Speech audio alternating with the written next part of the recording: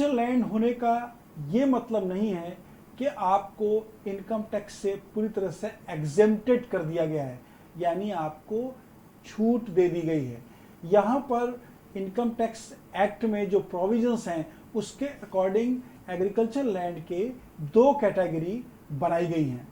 पहली कैटेगरी है rural areas की, दूसरी कैटेगरी है अर्बन एरियाज़ की। यहाँ मैं अपने दर्शकों को बताना चाहता हूँ कि जो इनकम टैक्स एक्ट है उसमें सेक्शन 2 सब क्लास 14 में जो प्रोविजंस हैं उसके अकॉर्डिंग एग्रीकल्चर लैंड से जो कैपिटल गेन होता है उसके बारे में डिफिनेशन दी गई है। साथ ही साथ मैं इनकम टैक्स एक्ट के सेक्शन 54B की तरफ भी ध्यान आकर्षित करना चाहूँगा, जिसमें एग्जेम्पशन के बारे में प्रोविजंस दिए गए हैं, वो अपने दर्शकों को अभी बताऊंगा। उससे पहले मैं ये बताना चाहता हूँ कि रूरल और अर्बन जो लैंड्स हैं उन लैंड्स में क्या डिफरेंस है।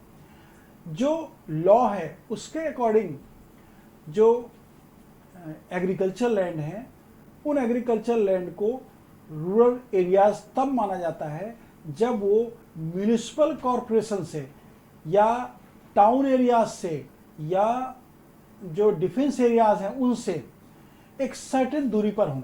मैं उदाहरण के तौर पर बताना चाहता हूं, किसी भी म्यूनिसिपल कॉरपोरेशन की जो पॉपुलेशन है वो अगर 1 लाख से लेके 10 लाख तक है, उससे पहले मैं भी बताना चाहता हूं अगर 10,000 से लेकर के 1 लाख तक है, तो जो उस म्यूनिसिपल कॉरपोरेशन का एरिया है उसके आगे 2 किलोमीटर तक के एरियाज को भी अर्बन एरिया माना जाएगा और उसके 2 किलोमीटर के बाद के एरिया को रूरल एरियाज माना जाएगा।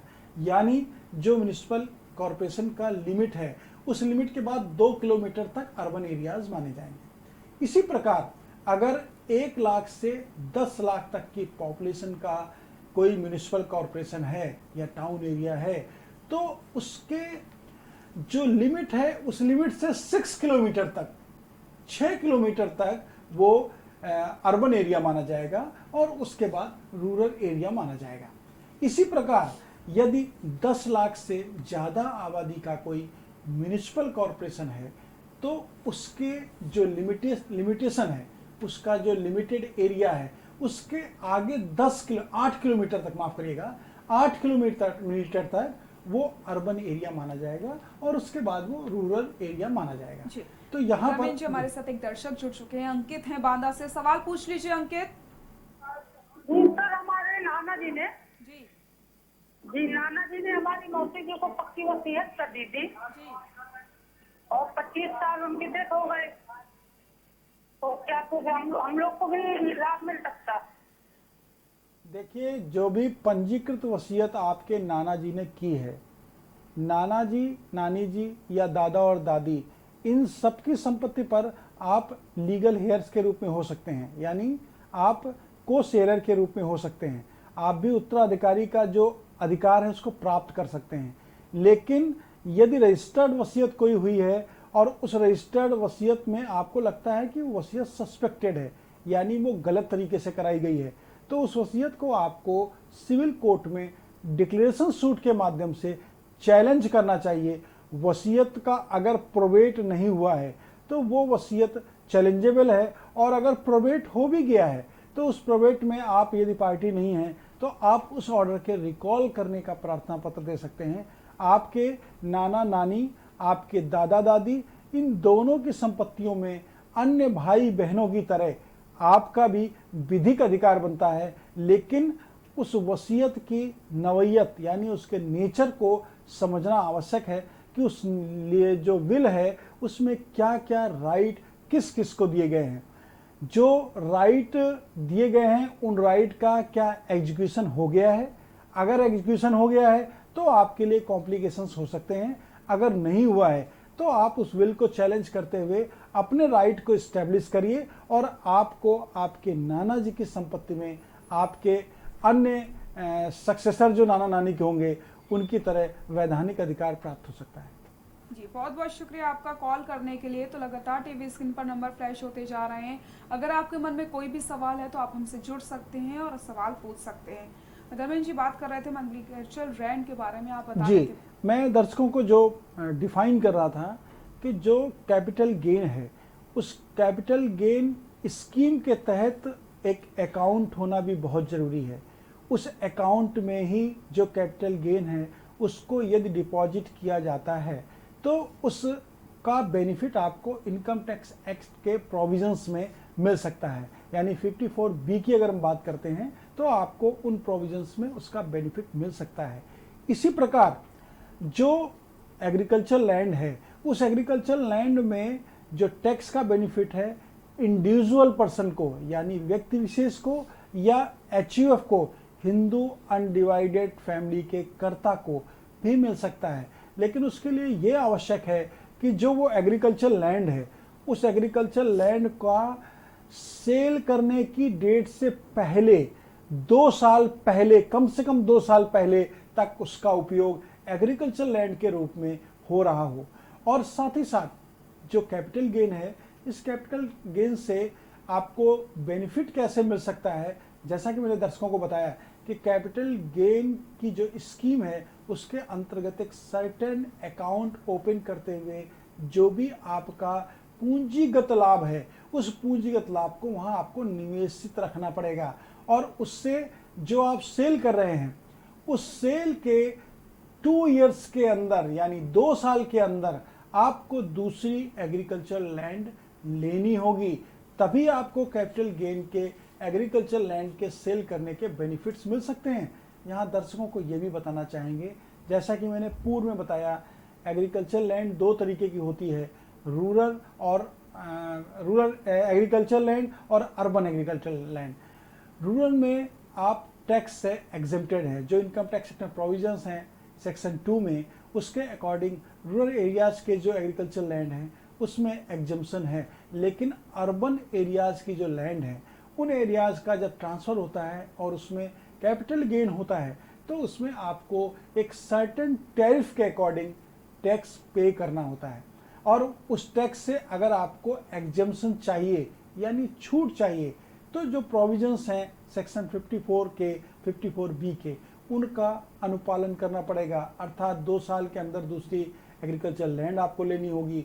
आप उस बेनिफिट, हाँ यहाँ ये भी बहुत महत्वपूर्ण है, जो आप लैंड परचेज करेंगे उस परचेज करने में जो आपका कैपिटल गेन का अमाउंट है, कम से कम उस पूरे अमाउंट का निवेशित होना आवश्यक है। यानी वही कंसिडरेशन अमाउंट के रूप में यदि दिया जा रहा है अगले 2 साल के अंदर परचेज की जाने वाली लैंड में, तो निश्चित रूप से इनकम टैक्स के जो प्रोविजंस हैं उसके अकॉर्डिंग टैक्स में छूट मिलेगी। और उस छूट का जो बेनिफिट है वो लॉन्ग टर्म और शॉर्ट टर्म दोनों तरीके से, लॉन्ग टर्म कैपिटल गेन और शॉर्ट टर्म कैपिटल गेन दोनों तरह के प्रोविजंस में मिल सकता है। जी, हमारे साथ एक दर्शक जुड़ चुके हैं, हापुड़ से दिग्विजय हैं, सवाल पूछ लीजिए। दिग्विजय जी सवाल पूछिए। जी सवाल पूछिए, आपकी आवाज आ रही है। दिग्विजय जी अपने टीवी का वॉल्यूम बंद कर दीजिए।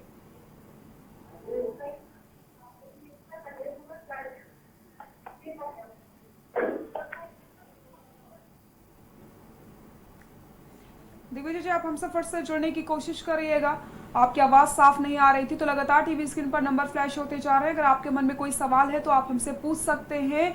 हम लगातार बात करते जा रहे हैं इस समय जो एग्रीकल्चर लैंड है उसके बारे में हमने विस्तार से चर्चा की कि अगर आपको उसको बेचना है तो टैक्स को लेकर के क्या कुछ प्रावधान होते हैं। आगे चल करके हम बात करेंगे कि हाथरस में जो मामला हुआ उसको लेकर के कई लोग कह रहे हैं कि रेप नहीं हुआ था, उसको लेकर के कानून क्या कुछ कहता है, इसके बारे में हम बात करेंगे। लेकिन यहाँ रुकते एक छोटे से ब्रेक के लिए।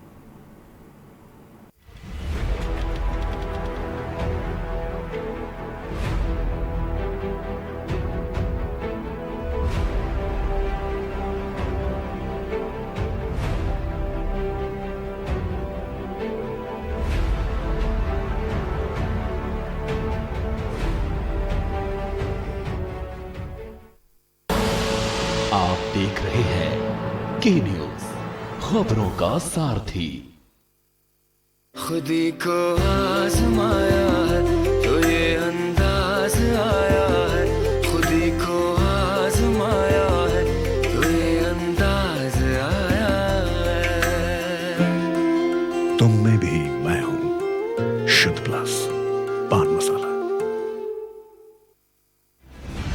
GGS Education Group launches 20% discount on academic fee of courses MBA, BBA, BCA, BFSI and GM, D Pharma, B Pharma.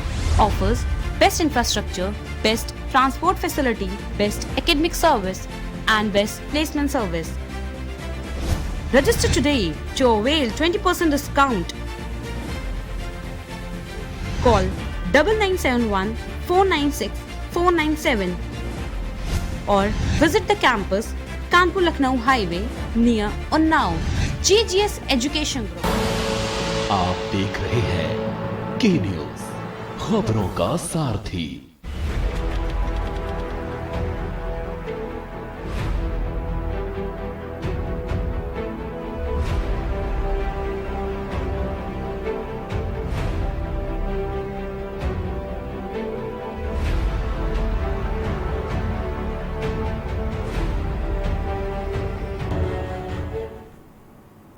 Break के बाद एक बार फिर से आप सभी का स्वागत है। वकील आपका में बात करते हैं, हमारे साथ एक दर्शक जुड़ चुके हैं। शुभम है कानपुर से। शुभम, सवाल पूछ लीजिए। हाँ, नमस्कार जी नमस्कार, सवाल पूछिए। मेरा सवाल ये है, मेरा एक किराएदार है, वो 50 सालों से रह रहा है। हम लोग 2 बार हार भी चुके हैं केस हैं। अब क्या ऐसा प्रोसेस करें जिससे हम लोग केस में आगे पॉजिटिव वे में देगा?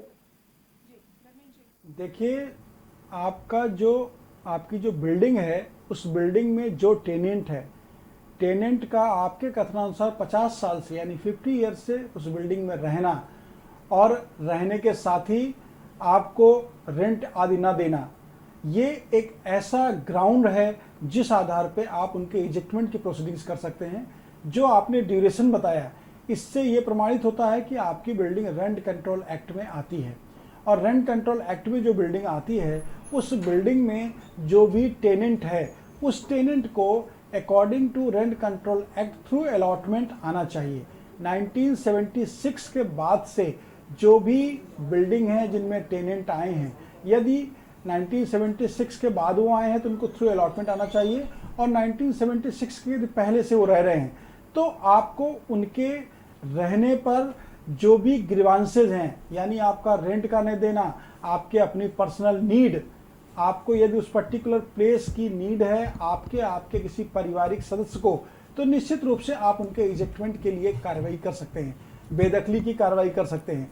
और साथ ही साथ जो प्रोविजंस हैं ऑनरेबल हाई कोर्ट के, बहुत क्लियर लॉज इसमें अभी आए हैं कि जो किराएदार किसी प्रोमाइसेज में रह रहे हैं, अगर उनका रेंट बहुत कम है तो उस रेंट के इनहेंसमेंट के लिए, उसको बढ़ाने के लिए भी आप रेंट कंट्रोल एक्ट में प्रोविजंस कर सकते हैं। और उसमें यहाँ तक ऑनरेबल हाई कोर्ट ने गाइडलाइंस दी हैं कि जो सर्किल रेट है, यानी डीएम सर्किल रेट है, रेंट का भी एक डीएम सर्किल रेट होता है। जिस तरीके से प्रॉपर्टी को ट्रांसफर करने का एक सर्किल रेट होता है, उसी तरीके से रेंट का भी एक सर्किल रेट होता है। तो उस सर्किल रेट के अकॉर्डिंग आप वर्तमान दर पर उनसे किराए की मांग भी कर सकते हैं। यदि वो किराए की मांग आपकी पूरी नहीं करते हैं तो ये भी एक पर्याप्त आधार होता है उनके बेदखल करने का। लेकिन इन सारे ग्राउंड के साथ में आपको उनको लीगल नोटिस देना पड़ेगा। उस लीगल नोटिस में उनके जो भी आपको ग्रीवांसेज हैं, उनके और आपके बीच का जो एग्रीमेंट, यानी टेनेंट और लैंडलॉर्ड के बीच का, वो रिटन में हो या ओरल हो या ना हो, वो जो टर्म्स एंड कंडीशन है उसको ये फुलफिल नहीं कर रहे हैं और आपकी जेन्युइन नीड है, तो निश्चित रूप से आपकी नोटिस के बाद आप उनके बेदखली की कार्रवाई कर सकते हैं। और यदि कोई बेदखली की कार्रवाई आपने न्यायालय के माध्यम से की है तो उसमें एक्सपीडियसली डिसाइड करने की प्रेयर करते हुए एप्लीकेशन आप कोर्ट के समक्ष दे सकते हैं। बहुत clear laws honourable Supreme Court, High Court के इस समय लैंडलॉर्ड के फेवर में हैं, जिनका आपको बेनिफिट मिल सकता है। बहुत बहुत शुक्रिया कॉल करने के लिए। हमारे साथ दिग्विजय जुड़ चुके हैं हापुड़ से। सवाल पूछ लीजिए दिग्विजय। हेलो जी दिग्विजय जी, सवाल पूछिए। हाँ वकील साहब, ये 2013 में मेरे से धोखे से मिलने वाले ने एग्रीमेंट करा लिया था मेरी जमीन का। हेलो दिग्विजय जी, आपकी आवाज स्पष्ट नहीं आ रही, कृपया आप स्पष्ट प्रश्न पूछिए अपना। मैं दिग्विजय सिंह बोल रहा हूँ खेड़ी से। जी सवाल पूरा करिए। 2013 में एक मिलने वाले ने मेरे से इनका एग्रीमेंट करा लिया था। अब वो मुकदमा चल रहा है जी हाई कोर्ट में। यहाँ से तो उन्होंने जज को रिश्वत देकर अपने फेवर में करा लिया था। अब हाई कोर्ट में है इलाहाबाद, तो इसमें कुछ हो सकता है जी? ये जो डिस्ट्रिक्ट कोर्ट की डिक्री है वो आपके कथनानुसार आपके खिलाफ हुई है। ऑनरेबल हाई कोर्ट में जो प्रोसीडिंग्स पेंडिंग हैं उन प्रोसीडिंग्स को आपको एक्सपीडिशली डिसाइड करने की प्रेयर करनी चाहिए, और अर्जेंसी यदि कोई आपके केस में है तो उस अर्जेंसी को शो करते हुए एफिडेविट के माध्यम से ऑनरेबल हाई कोर्ट के समक्ष आपके केस को मेंशन करना चाहिए आपके एडवोकेट को, यानी वहां पर उसकी शीघ्र सुनवाई की प्रार्थना करनी चाहिए। ऑनरेबल हाई कोर्ट में अभी कोविड-19 की वजह से कुछ प्रोसीडिंग्स जो थी वो प्रॉपर नहीं हो रही हैं, लेकिन अब जो वर्किंग है वो वर्किंग नॉर्मल प्रोसीडिंग्स होना स्टार्ट हो गई हैं। तो आप अपने एडवोकेट को ये रिक्वेस्ट करिए कि ऑनरेबल हाई कोर्ट के समक्ष जो आपकी अपील पेंडिंग है उस अपील में, अपील या रिट जिसमें आप गए हैं वो अगर पेंडिंग है तो उसमें एक्सपीडिशली डिसाइड करने की प्रेयर करते हुए एक एफिडेविट एप्लीकेशन देकर कोर्ट के समक्ष अपनी प्रार्थना करें कि हमारे केस में ये अर्जेंसी है।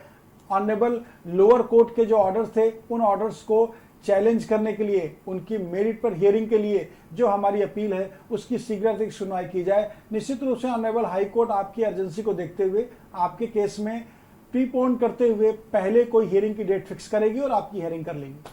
जी बहुत बहुत शुक्रिया कॉल करने के लिए। तो लगातार हम चर्चा करते जा रहे हैं, क्या कुछ मुद्दों पर बात कर रहे हैं हम, जैसे हमने एग्रीकल्चर लैंड के बारे में बात करी तो वहीं हमने सिविल मामलों में के बारे में बात करी, विस्तार से चर्चा कर रहे हैं। हम बढ़ते हैं अपने अगले प्रश्न की ओर। हाथरस में जो केस हुआ है वकील जी, उसमें कई लोगों के ऐसे विचार हैं कि रेप नहीं हुआ है। अगर कानून की बात करते हैं तो कानून क्या कुछ कहता है इस पर?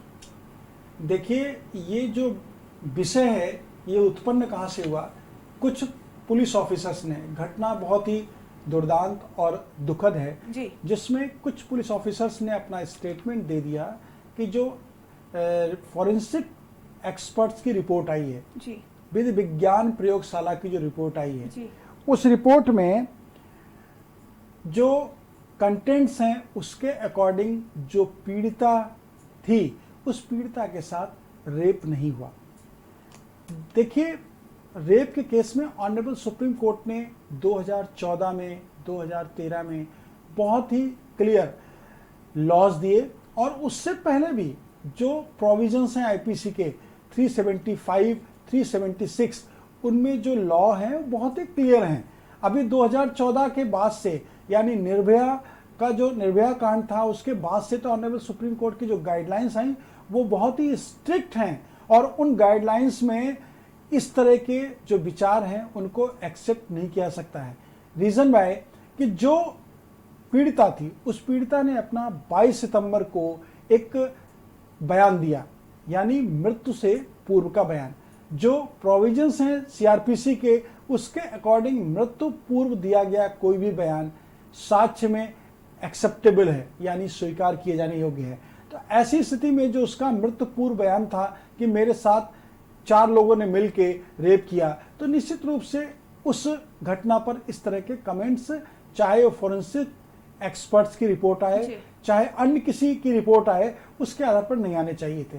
जो परविंदर सिंह का केस है 2014 का, ऑनरेबल सुप्रीम कोर्ट ने इस केस में जो गाइडलाइंस दी उसमें ये कहा कि किसी का प्रयास करना, यानी किसी भी महिला के किसी भी तरह से पास जाकर उसके निजी अंगों को किसी भी तरीके से छेड़ना, ये 375 की श्रेणी में आता है, यानी 375 आईपीसी की परिधि में आता है। इसी प्रकार इसमें जो लॉ है वो बहुत ही क्लियर है।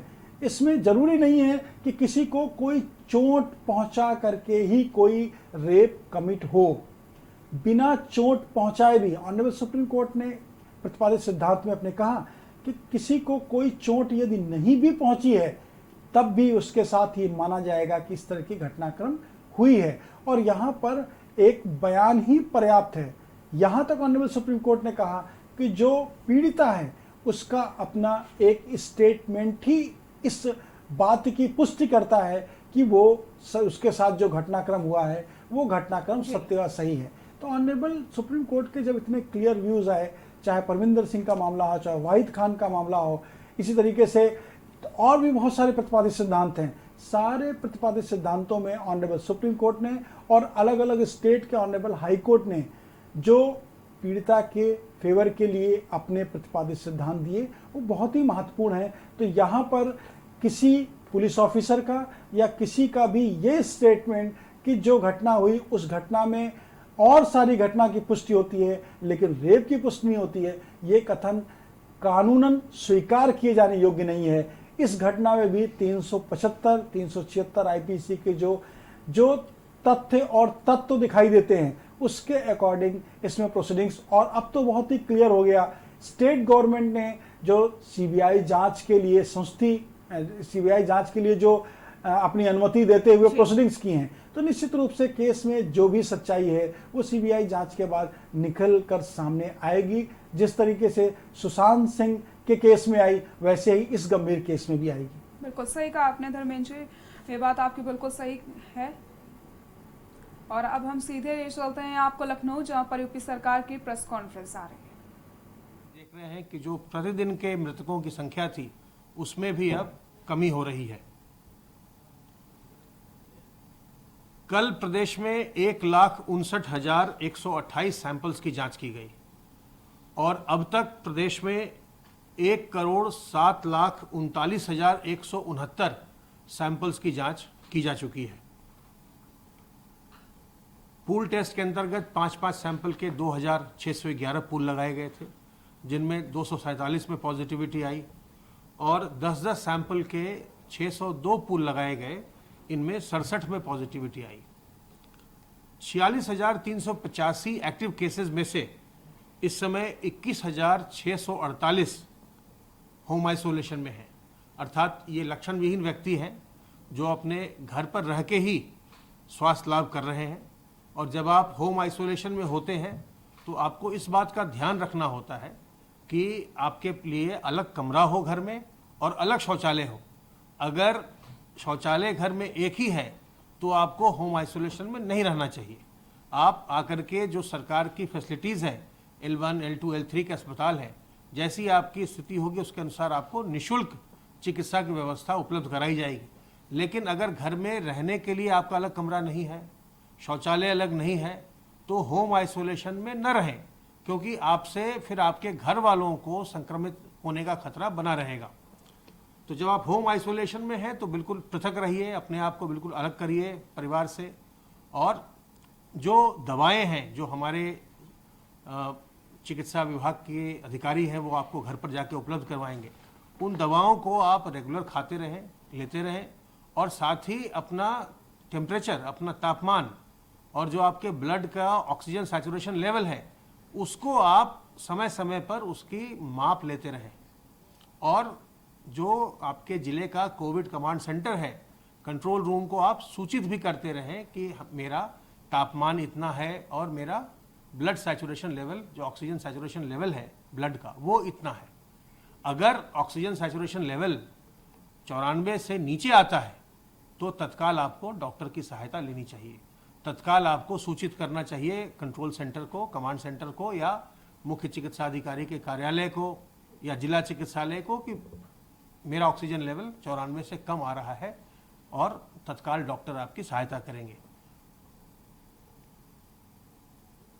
प्राइवेट अस्पतालों में 3,486 लोग अपना इलाज करवा रहे हैं और बाकी लोग जो हैं, जो होम आइसोलेशन या प्राइवेट अस्पतालों में नहीं हैं, वो सरकारी व्यवस्था जो है L1, L2, L3 की, जिसके अंतर्गत आप जानते हैं कि 1.5 लाख से अधिक बेड्स की व्यवस्था है जिसमें निःशुल्क चिकित्सा की जाती है, वहां पर लोग भर्ती होकर के अपना इलाज करवा रहे हैं। ई संजीवनी पोर्टल का प्रदेशवासी लगातार उपयोग कर रहे हैं और कल भी 2,248 लोगों ने ई संजीवनी पोर्टल से घर बैठे चिकित्सकों से परामर्श प्राप्त किया। ये एक बहुत अच्छा माध्यम है। जब आपको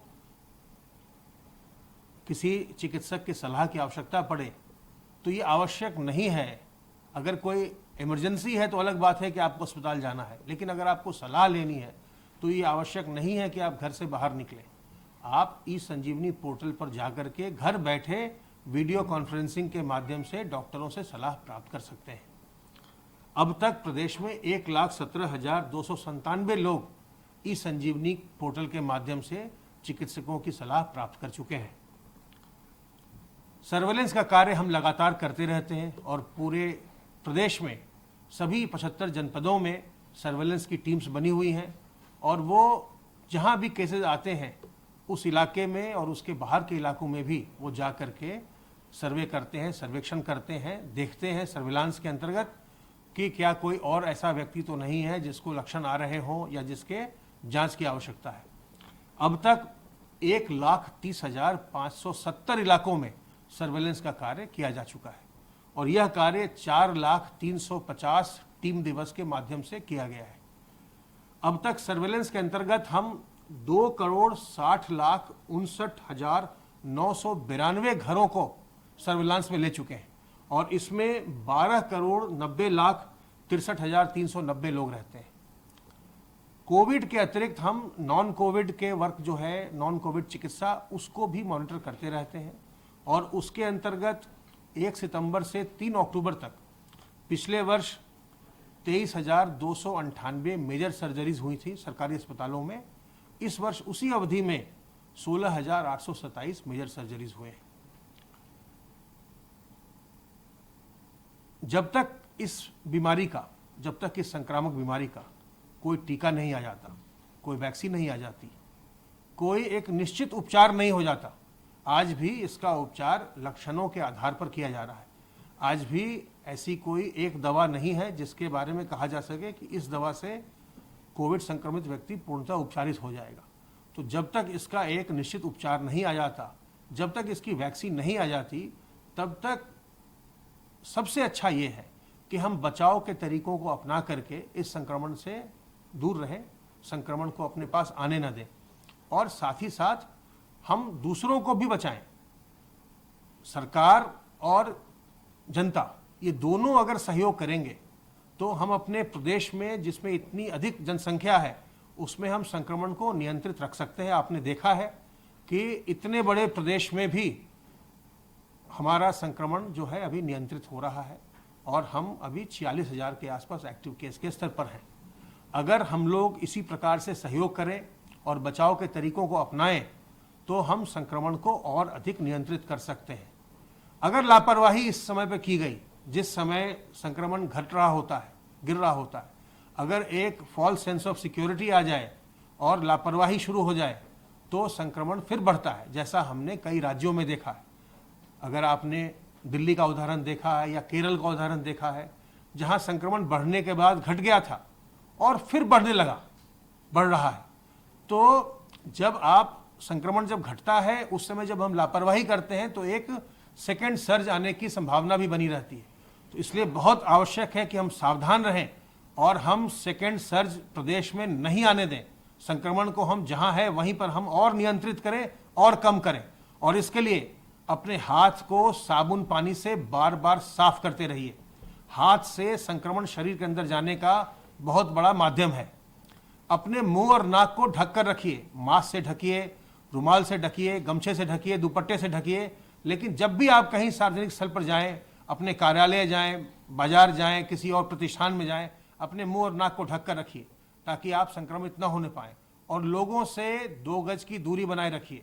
2 गज की दूरी और मास्क है जरूरी। अगर आप इस मंत्र का पालन करेंगे तो संक्रमण से बचे रहेंगे, दूसरों को भी बचाएंगे। और विशेष ध्यान रखिए अपने घर के बुजुर्गों का, गर्भवती महिलाओं का, जो लोग पहले से बीमार या कमजोर हैं उनका, और जो छोटे बच्चे हैं। अगर आप इन सबों का ध्यान रखेंगे तो संक्रमण बिल्कुल नियंत्रित रहेगा। तो संक्रमण से बचे रहिए, तनाव मुक्त रहिए, स्वस्थ रहिए, प्रसन्न रहिए।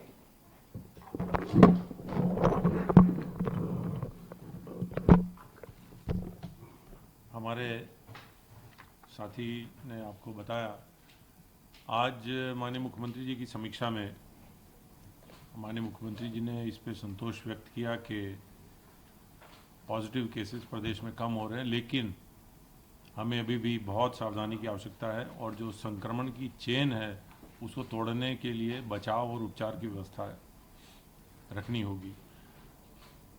आज ये भी निर्देश हुए हैं कि हर ऐसे ज़िले जिसमें 100 से अधिक मामले हैं उनकी पहचान की जाए, और जहाँ जहाँ पर ये ऐसे संक्रमण के मामले हैं उनको अलग करके वहाँ पर कंटेनमेंट एरियाज़ बनाए जाएं। कंटेनमेंट एरियाज़ में जैसे पूर्व में था हाउस टू हाउस सप्लाई की व्यवस्था की जाए।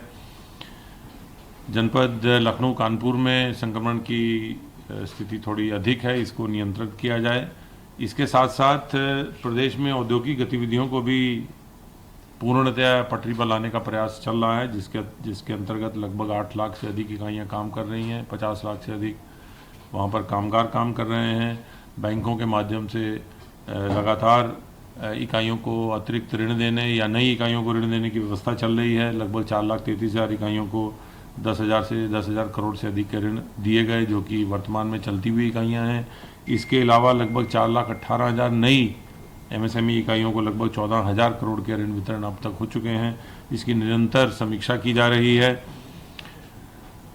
प्रदेश में इस समय लगभग 15,977 कंटेनमेंट जोन थे, जो कि आज की जो निर्देश हैं उसके क्रम में अब संशोधित होंगे। साथ साथ गृह विभाग द्वारा मास्क लगाने को अनुश्रवण किया जा रहा है। मास्क न लगाने पर चालान हो रहे हैं। ये सभी स्थितियां, ये एक्शन लिए जा रहे हैं इसलिए कि सबको जागरूक किया जाए कि इस समय इस संक्रमण से बचने के लिए जो अभी हमारे अपर मुख्य सचिव चिकित्सा स्वास्थ्य ने जो बताए हैं सुझाव, वो उसको लगाएं। मास्क जरूर लगाएं, हाथ धोते रहें और अपना बुजुर्गों का, बच्चों का, गर्भवती महिलाओं का विशेष ध्यान रखें।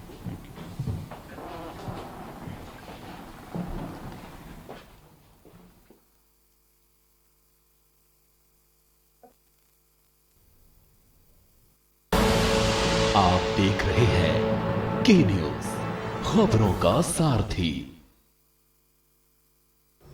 नमस्कार। हम सब 2 करोड़ दिल्ली वासियों ने मिलके बड़ी मुश्किल से कोरोना को कंट्रोल किया है। अब हमें इसे बढ़ने नहीं देना। पिछले कुछ दिनों से मैं देख रहा हूँ हम सब थोड़े लापरवाह हो गए हैं। मास्क नहीं पहनते, सोशल डिस्टेंसिंग नहीं करते। मैं आपका भाई हूँ ना, आपका बेटा हूँ। आपने मुझे अपने परिवार का हिस्सा माना है। मैं नहीं चाहता अपने परिवार में कोई बीमार हो। ये बहुत गंदी बीमारी है, इसलिए आज आपसे कुछ मांग रहा हूं। कसम खाओ कि अब जब भी घर से बाहर निकलोगे मास्क पहन के निकलोगे, सोशल डिस्टेंसिंग करोगे। और एक बात, कुछ लोग आजकल टेस्ट भी नहीं करवा रहे। अभी थोड़े दिन पहले एक फोन आया एक आदमी का मेरे पास, किसी और काम से। बात बात में बोला कि कुछ दिनों से उसको बुखार है। मैंने पूछा टेस्ट कराया? बोला नहीं। मैंने पूछा क्यों? तो कहता है सर आजकल तो सब अपने आप ठीक हो जाते हैं, मैं भी अपने आप ठीक हो जाऊंगा। मतलब ये कोई बात हुई? मैं तो दंग रह गया। आपको पता है इस तरह से वो आदमी अपनी जान खतरे में डाल रहा है और अपने आसपास के, अपने परिवार के लोगों को भी कोरोना कर देगा। प्रॉब्लम क्या है? दिल्ली सरकार ने टेस्ट मुफ्त कर रखे हैं। दिल्ली में जगह जगह टेस्ट हो रहे हैं, तो फिर क्यों नहीं टेस्ट करवाते? अगर आपको कोई भी सिम्टम हो या फिर आप किसी ऐसे व्यक्ति के संपर्क में आए जिसे कोरोना है, तो जाके टेस्ट करवाओ। आप स्वस्थ रहें, अपने सबके परिवार में सब लोग सुखी रहें, ऐसी प्रभु से प्रार्थना है। जय हिंद।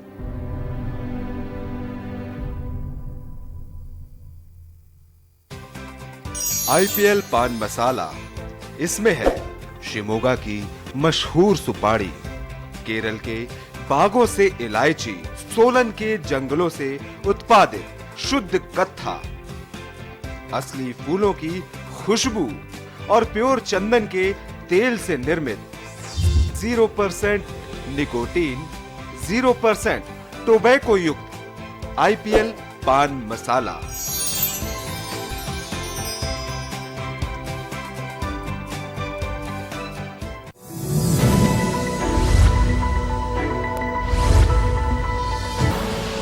आप देख रहे हैं के न्यूज, खबरों का सारथी।